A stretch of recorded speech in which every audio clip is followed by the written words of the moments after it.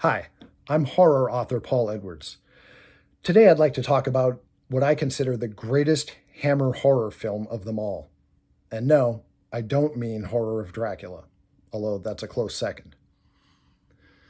In the late 1950s, British movie company Hammer Films revisited the classic Universal Studios monsters. They did Dracula, they did a Frankenstein, and in 1959 they turned to The Mummy. Now, The Mummy had been committed to film in a few different ways in the past. There had actually been a silent mummy film called Eyes of the Mummy. In 1932, Boris Karloff starred in The Mummy. But in that film, he didn't really present the way we think of as the mummy today. He was only wrapped in bandages in the opening scene.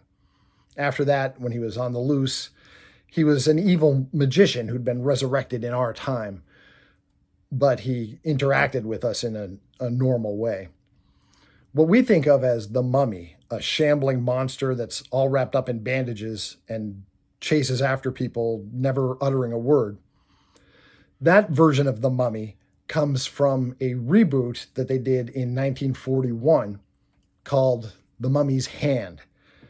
And that film was followed by a group of sequels, The Mummy's Tomb, The Mummy's Ghost, and The Mummy's Curse. Lon Chaney Jr. played the mummy in 3 of those 1940s mummy movies. And Lon Chaney Jr. was a big guy, and he brought a lot of physicality to the part. But when Hammer Studios went to do their version of The Mummy in 1959, they cast Christopher Lee, who was an even bigger guy, and he brought even more physicality to the part. Christopher Lee's version of The Mummy was violent, powerful, and unstoppable.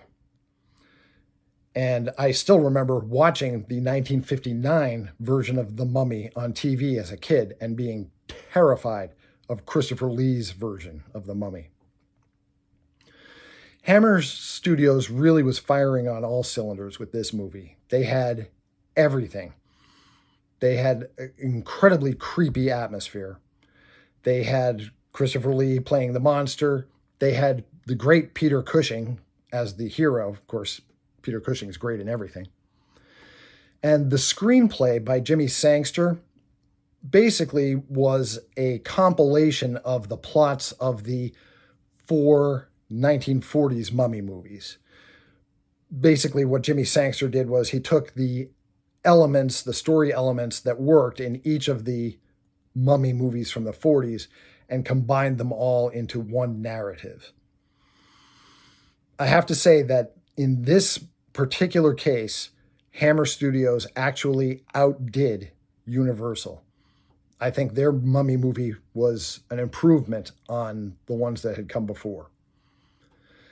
And it's really at a point where if I was asked to recommend just one mummy movie, it would be the Hammer Films 1959 version of The Mummy.